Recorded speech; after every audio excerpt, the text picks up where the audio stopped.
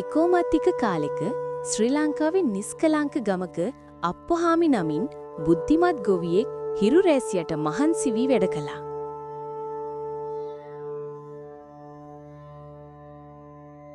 එකපාරටම අමුතු රූපයක් සෙවණැලි අතරින් මතු වුණා.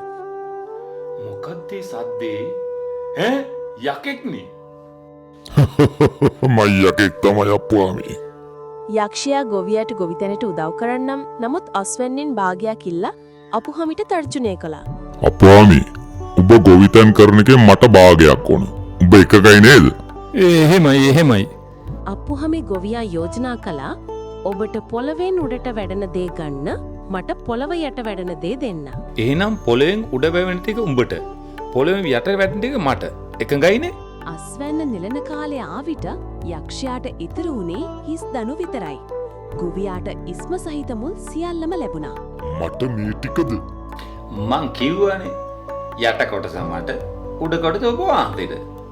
ඊළඟ කන්නේදී යක්ෂා මුල් ඉල්ලුවා. අප්පුහාමි එකග වුණා. තෝමාව කෑව අප්පුහාමි. මං තෝවන්න නැති කරන අප්පුහාමි. මේ වතාවේ හේන පිරුණේ බඩ ඉරිඟු වලින්. යක්ෂයාට ලැබුණේ නිෂ්ඵල මුල් පමණයි. පැරදී ලැජ්ජාවට පත් වූ යක්ෂයා අතුරුදහන් වුණා.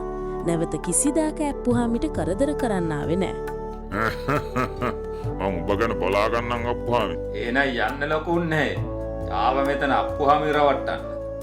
එදා ඉදන් අප්පුහාමි සාමයෙන් ජීවත් වුණා. හැම කන්නයකදීම වඩාත් බුද්ධිමත් භෝග වගා කළා.